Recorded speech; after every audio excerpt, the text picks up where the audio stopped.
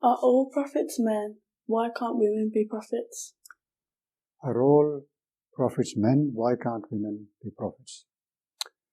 Well, according to the Bible, there were women prophets because we find Deborah, who was a prophetess, mentioned in Judges chapter 4 verse 5, and Huldah mentioned in 2 Kings chapter 22 verse 14. But then there is a debate whether they were actually prophets or were those prophetesses, which means they prophesied. But the general opinion is that they were actually prophets. So there are women prophets also according to the Bible. One has to, however, be aware of the difference between prophets and messengers, because prophets and messengers, whereas they both come to teach and guide humankind, the essential difference is that when a messenger comes, from day one, he warns the community to whom he is sent that if they don't pay heed to his message, they will be punished in this world. And because they stubbornly deny resurrection, they reject accountability and the day of judgment. Therefore, day of judgment of a lesser degree is set up on this planet Earth for them. So we know about Prophet Noah and how his community suffered. We are aware of the flood. According to the Bible, it was a global flood, but according to the teachings of Islam, it was a localized flood. Again, according to teachings of the Bible, he was commanded to place in the ark believers and pairs of all the creatures of the world in the ark. Whereas, according to Islam, he was commanded to place in the ark believers and only the pairs of animals in use in the ark.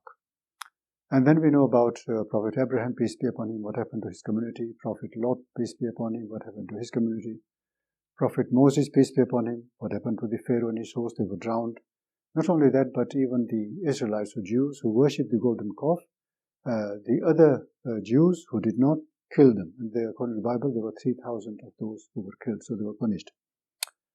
Then again, Jesus, peace be upon him, a mighty messenger of God, people who rejected him stubbornly, they were also punished in 53 CE.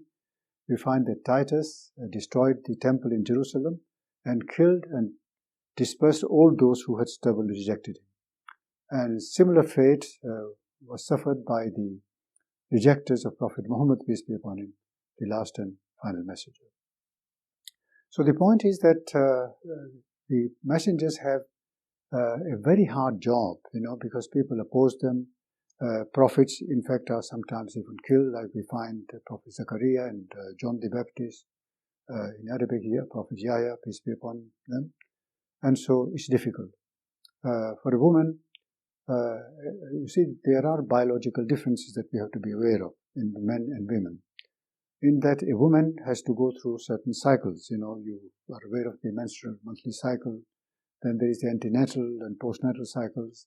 Then you have the menopausal cycle, and the postmenopausal cycle, which affects the woman's mind. It can affect her psychologically in different grades. Some in fact lose their memory temporarily. Others, it doesn't affect them so much, but they are and can be affected.